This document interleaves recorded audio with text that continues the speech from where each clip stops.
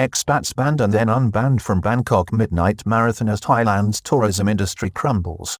The gaffe this weekend by the Bangkok Midnight Marathon can be explained by a growing fear in Thailand towards expats driven by the COVID-19 crisis. The irony of this, of course, is that Thailand is facing a growing economic crisis being driven in no small part, particularly in employment terms, by the devastation in the tourist sector. As the emergency progresses, the strategic and real economic importance of the expats in Thailand is becoming apparent as the government looks for answers. On Friday, the Bangkok Midnight Marathon apologized to foreigners and expats living in Thailand after initially barring them from participation in the event. It comes just days after the Minister of Tourism and Sports, Prakan, announced an initiative to allow foreigners to avail of holiday discounts throughout the kingdom already being offered to Thai nationals in an effort to boost domestic tourism. The ministry revealed that there are up to 2 million expats living in the kingdom who are currently a key focus as Thailand tries desperately to ward off what one hotelier in Phuket this week has described as a tipping point as bank protective measures end in September, with many hotels throughout the kingdom facing bankruptcy and the real prospect of mounting job losses on top of those already seen. Expats banned unbanned Bangkok Midnight Marathon. Thai tourism crumbles. The organizers of the Bangkok Midnight Marathon, scheduled for the 13th of December, did a U-turn on Friday by welcoming participation by expats in Thailand who had earlier been barred under new normal rules. However, they must still wait until the 13th of August before they can enter the race after missing the event's early bird rate offer. The controversy arose just a day after the Minister of Tourism and Sports Prakan revealed that the Tourism Authority of Thailand and his department were now extending domestic tourism promotional offers to include what the government revealed were 2 million expats living in the kingdom. Also this week, Buritma Swangsa, of the Tourism Council of Thailand and a hotelier in Phuket, has warned that Thailand's commercial tourism sector is on the brink of collapse, with fears that many hotels will go bankrupt after September. The organizers of the Bangkok Midnight Marathon, BMM, on Friday swiftly climbed down from a policy announced online the evening before, which would have seen all foreigners banned from the popular event. The marathon event was first introduced 3 years ago to boost tourism in Thailand. It is due to be held on the 13th of December next. This followed a barrage of online fury from both expats living in Thailand and also from Thai nationals decrying the announcement as unfair and prejudiced. New Normal Marathon specifically excluded foreigners but then made a U-turn on Friday. The race, which is going ahead under strict health restrictions including the wearing of masks and regular fever checks, had been billed by the event organizers as the New Normal Marathon for 2020. On Friday, race director Boonpurm Intanapasit reversed the decision and the Bangkok Midnight Marathon announced that foreigners or expats in Thailand could apply from next Thursday, the 13th of August, to run in the race. However, this precluded them from availing of the early bird registration fee at $750, which was available until Saturday night, meaning an extra $200 added to the fee at $950. Race organizers failed to take into account the number of expats in Thailand, this week estimated by the government to be 2 million. Mr. Boonpurm issued a statement on Friday explaining that the race organizers had made a mistake by failing to take into account that there were many expats here who would want to take part in the race. He explained that the organizers had set out to avoid allowing people who have traveled abroad recently to attend the event in order to reduce health risks. He was adamant that all runners and those who wished to participate in the event were welcome. Offending this community is the last thing we wanted to do. We love athletes of all nationalities, he explained.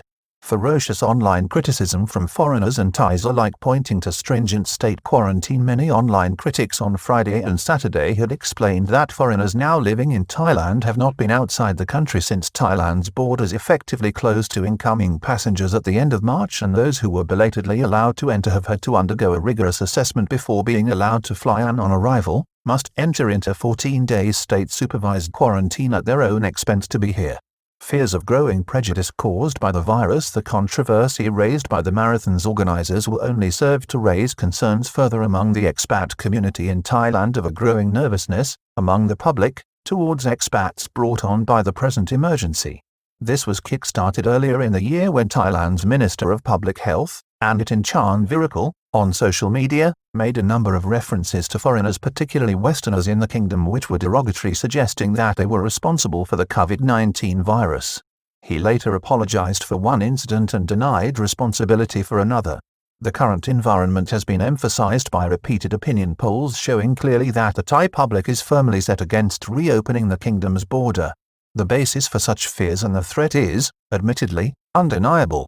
Tourism Minister announces tourism package aimed at expats living in Thailand on Wednesday. The irony is that the gaffe at the end of the week by the marathon's organizers comes just the day after the Ministry of Tourism and Sports led by Minister Phiphat Ratchakit Prakhan announced a new scheme to allow expats in Thailand access to a program of targeted discounts to boost domestic tourism in the country.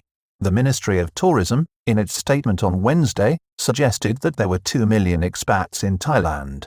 It has also become apparent, in the last 10 weeks, that the government's alternative quarantine scheme in which foreigners are carefully allowed to enter Thailand under a government-approved certificate of entry is increasingly proving an invaluable boon to hotels in Bangkok and other expat locations participating in it. Tightening of bank rules on debt repayment may see an avalanche of closures in the tourist sector. There are growing fears that a crunch may be on the horizon for struggling hotels and tourism concerns in September, as the Bank of Thailand has ordered that debt repayment moratoriums and specific assistance measures end at that time. The bank has indicated that debt restructuring on a commercial and targeted basis is its preferred approach as it seeks to uphold the kingdom's fragile financial markets. This is driving heightened fears that many hotels may be facing pressure from lender banks after September, which could lead to an avalanche of job losses. Already, as the continued impact of the closure of Thailand's borders to foreigners continues, the impact on the sector and many businesses such as hotels, bars and restaurants, particularly in foreign tourist hotspots, has seen many previously viable concerns closed down. Many tourism operators have failed to reopen or, having reopened under new normal rules, have proved now not to be viable. This has sparked fears that Thailand's tourism infrastructure could be severely damaged by the pandemic, which will, in turn, have long-term economic consequences. Phuket tourism boss explains the problem in real terms. Many hotels will not be able to repay loans in Phuket this week. Burit Maswongsa of the Tourism Council of Thailand and the general manager of the popular Pathan Resort Hotel explained the problem from his point of view. Today, nearly all hotels on the island have bank loans. There are only a few hotels that do not have loans with the banks. This leaves many businesses on the island exposed to critical risk from not being able to make loan repayments during the current economic situation.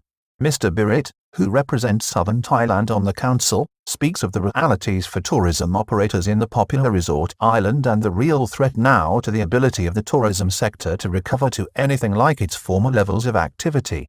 Worse, once these businesses close permanently, hundreds and thousands of employees will be laid off, and that will aggravate the economy even further, he said.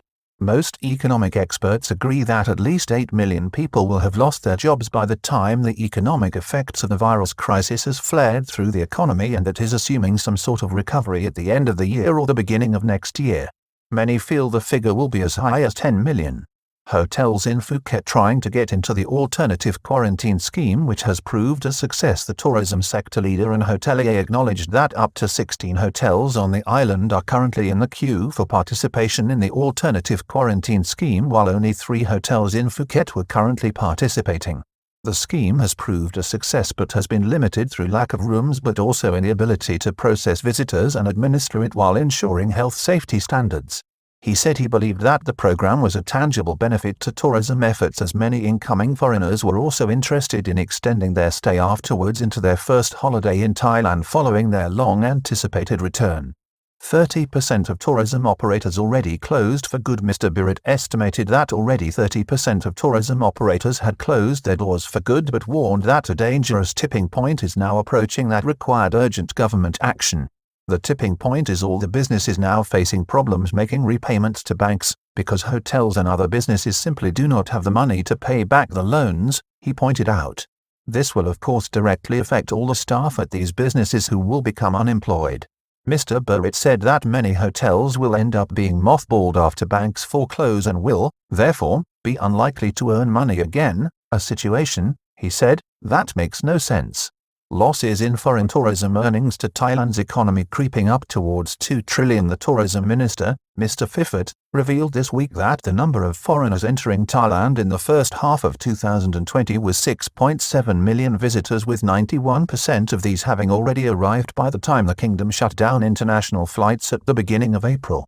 Even under the most optimistic scenario, Thailand now stands to lose at least 1.5 trillion in cash flow from the economy this year, but the current situation now risks this figure creeping higher.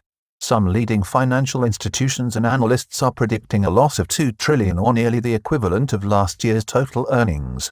Yet, outside of Thailand, the pandemic still rages while all governments, not just in the kingdom, but throughout the world are, at the advice of medical experts, insisting that travel controls and restrictions must be kept in place. This may be the same all over the world, but few have the same reliance on tourism income that Thailand, as an economy, does.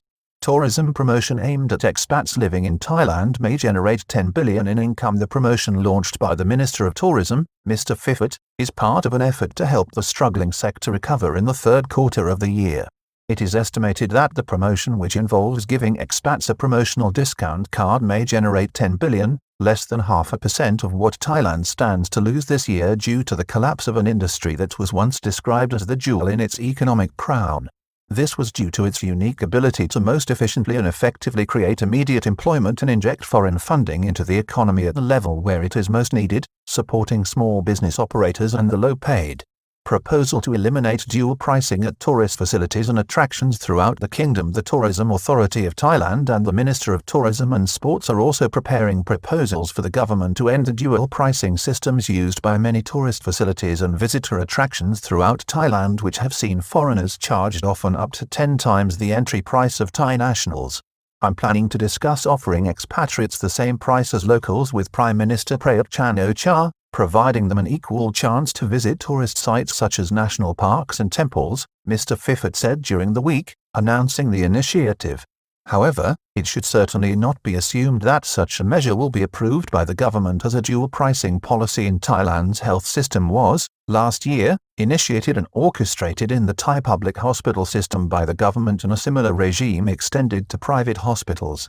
This was on the basis that subsidized health care by the state should not be made available to non-nationals at the same price. Similar arguments can be made for Thai tourist facilities and in respect of Buddhist shrines. In relation to both medical care and popular visitor attractions, the extra income generated by foreigners is essential and cannot be replaced so easily. It certainly will not be popular politically given the current public mood. It should also be noted that there is a difference between foreign tourists and expats. Tourism businesses are likely to go bankrupt. The stakes could not be higher right now for Thailand's tourism industry and the operators that underpin it. Mr. Biritin Phuket puts it starkly as he calls for urgent and proactive government action. We need the government to make a deal with the banks in order to help hotels and other tourism-related businesses on the island. If this does not happen, many hotels and tourism businesses are likely to go bankrupt.